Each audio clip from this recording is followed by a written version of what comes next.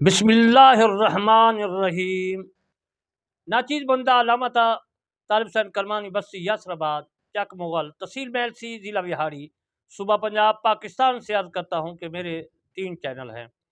ایک کا نام ہے کرمانی ٹی وی، جس میں قرآن مجید فرقان حمید کی تفسیر ہے اور ہر حرف اور ہر لفظ اور تفسیر احادیث پاک سے میں آپ کی خدمت میں تفسیر کرتا ہوں۔ اور دوسرا میرا چینل ہے، اس کا نام ہے کرمانی ٹی وی 3، جو اس ٹی وی سے میں آپ کی خدمت میں، اس چینل کی وساطت سے آپ کی خدمت میں پیش کر رہا ہوں مسائل۔ اور تیسرا میرا چینل ہے اکبر کرمانی، اس میں دینی اسلامی مسائل ہے۔ آپ نے تینوں کو سبسکرائب، لائک، کمنٹ، شیئر کرنا ہے، سننا ہے اور لوگوں تک پہنچانا ہے، اور ہر انسان کے کان تک قرآن پہنچانا ہے، اسلام پہنچانا ہے، اور رسول اللہ صلی اللہ علیہ وآلہ وسلم کا فرمان پہنچانا ہے، تاکہ قیامت کے دن یہ کوئی نہ کہہ سکے کہ میرے کان میں اللہ کا کلام نہیں پہنچا، اسلام نہیں پہنچا، رسول اللہ صلی اللہ علیہ وآلہ وسلم کا فرمان نہیں پہنچا۔ آپ نے ضرور اپنا فرضیہ جو ہے فرض نبھانا ہے۔ میرے دوستو، میں آپ کو وطر کے متعلق مسائل عرض کروں گا کہ ہم جو وطر پڑھتے ہیں دعائے قنوت، اس کے متعلق بھی مسائل میں عرض کروں گا۔ دعائے قنوت آہستہ آہستہ پڑھے، امام اور یا منفرد یعنی اکیلا تنہا، یا مقتدی ادا ہو یا قضا، رمضان شریف میں ہو یا اور دنوں میں۔ یہ مسئلہ رد المحتار ہے، یہ فتاوی شامی کے نام سے بھی مشہور ہے، اور یہ در مختار کی شمع ہے، تفسیر ہے۔ جو دعائے قنوت نہ پڑھ سکے یہ دعا پڑھے، ربنا آتنا فی الدنیا حسنۃ وفی الآخرۃ حسنۃ وقنا عذاب النار۔ اس کا ترجمہ میں عرض کر دیتا ہوں، اے ہمارے رب، تو ہم کو دنیا میں بھلائی دے اور ہمیں آخرت میں بھلائی دے، اور ہم کو جہنم کے عذاب سے بچا لے۔ یہ تو میں نے عزیز المحترم اس آیات ربنا آتنا فی الدنیا کا ترجمہ عرض کیا۔ یہ اگر یہ کسی کو یاد نہیں آتی، دعائے قنوت بھی نہیں آتی، یاد کر رہا ہے تو ربنا آتنا پڑھ لے۔ اگر یہ بھی نہیں آتی تو لیکن دعا قنوت پڑھتا رہے، یاد کرتا رہے، تو پھر اگر ربنا آتنا بھی نہیں آتی، دعائے قنوت بھی نہیں آتی، تو پھر یہ پڑھے 3 بار، اللہم اغفر لنا، اللہم اغفر لنا، اللہم اغفر لنا، یہ 3 مرتبہ پڑھے۔ یہ فتاوی عالمگیری میں مسئلہ موجود ہے، جو میں آپ کی خدمت میں عرض کیا باب الوتر میں۔ اگر دعائے قنوت پڑھنا بھول گیا اور رکوع میں چلا گیا تو نہ قیام کی طرف لوٹے نہ رکوع میں پڑھے، اور اگر قیام کی طرف لوٹ آیا اور قنوت پڑھا اور رکوع نہ کیا تو نماز فاسد نہ ہوگی مگر گناہگار ہوگا، اور اگر صرف الحمد پڑھ کر رکوع میں چلا گیا تو لوٹے اور سورت و قنوت پڑھے، پھر رکوع کرے اور آخر میں سجدہ سہو کرے۔ یوں ہی اگر الحمدللہ بھول گیا اور سورت پڑھ لی تھی تو لوٹے اور فاتحہ سورت و قنوت پڑھ کر پھر رکوع کرے۔ یہ فتاوی عالمگیری میں موجود ہے۔ اجل مطلب یہ مسئلہ اہم اور ضروری ہے، اس کو میں پھر دہرا دیتا ہوں تاکہ آپ جو ہے اس مسئلے کو جو ہے ذہن نشین کر لیں۔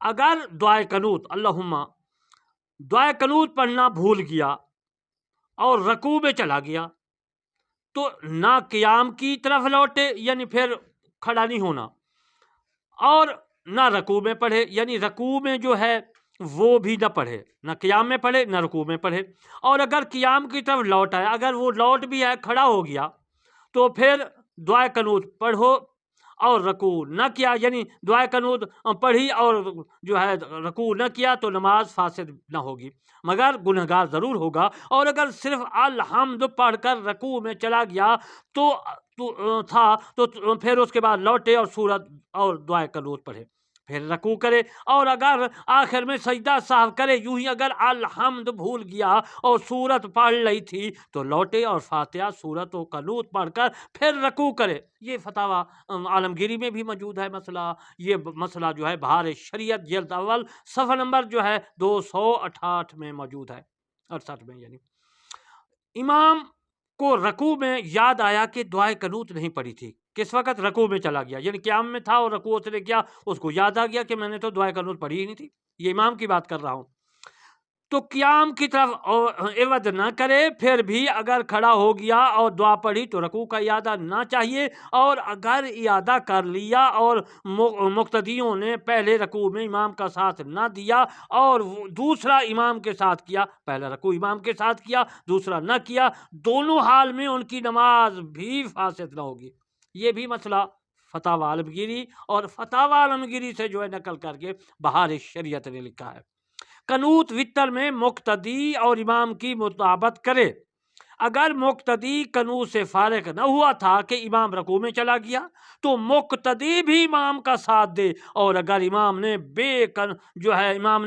بے قنوت پڑھے رکوع کر دیا اور مقتدی نے ابھی کچھ نہ پڑھا تو مقتدی کو اگر رکوع فوت ہونے کا اندیشہ ہوا تو جب تو رکوع کر دے، ورنہ قنوت پڑھ کر رکوع میں جائے، اور اس خاص دعا کی حاجت نہیں جو دعائے قنوت کے نام سے مشہور ہے، بلکہ مطلقاً کوئی دعا جسے قنوت کا کہہ سکے پڑھ لے۔ یہ مسئلہ فتاوی عالمگیری میں بھی ہے، اور یہ مسئلہ رد المحتاج یعنی فتاوی شامی میں بھی ہے، اور یہی مسئلہ بہار شریعت نے بھی لکھا ہے۔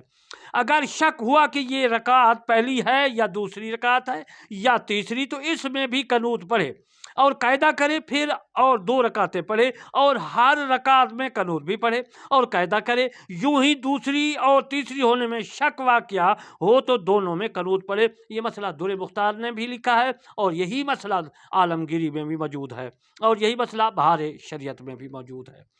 بھول کر پہلی یا دوسری میں دعائے قنوت پڑھ لی تو تیسری میں پھر پڑھے، یہی راحج مسئلہ ہے، یہی بحر الریق میں موجود ہے مسئلہ، اور حلیہ میں بھی یہ مسئلہ ہے۔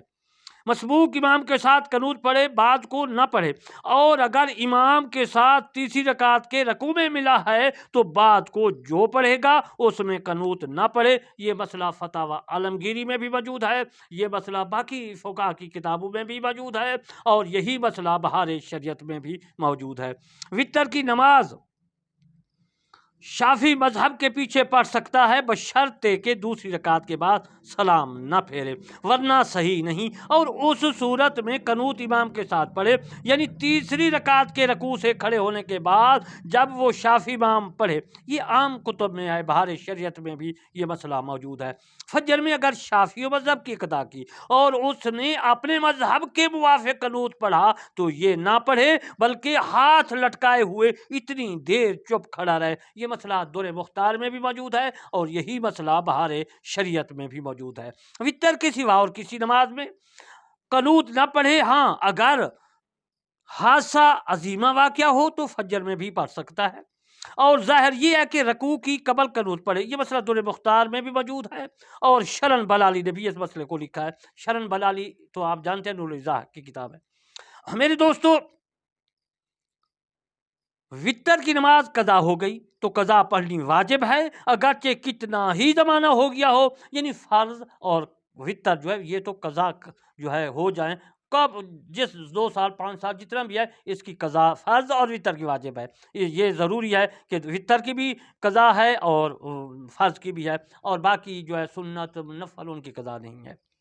میرے دوستو، ان مسائل کو آپ نے خوب یاد رکھا ہے۔ قضا کی ہو یا بھولے سے قضا ہو گئی ہو، اور جب قضا پڑھے تو اس میں قنوت بھی پڑھے، البتہ قضا میں تکبیر قنوت کے لیے ہاتھ نہ اٹھائے جبکہ لوگوں کے سامنے پڑھتا ہو، کہ لوگ اس کی تعظیم پر مطلع ہوں گے، تقصیر پر مطلع ہوں گے، یعنی غلطی پر، گناہ پر، یہ اس نے نماز جو ہے قضا پڑھی ہے، ادا نہیں پڑھی تو یہ بھی ایک گناہ ہے۔ تو اس لیے وہ کہتے ہیں کہ دعائے قنوت جو ہے پڑھے لیکن ہاتھ کانوں تک نہ اٹھائے، تاکہ دوسروں کو پتہ نہ چل جائے کہ یہ صرف وتر نہیں پڑھے، اس کی قضا کر رہا ہے، یہ تقصیر ہے، انسان کی شان میں جو ہے بے ادبی ہے۔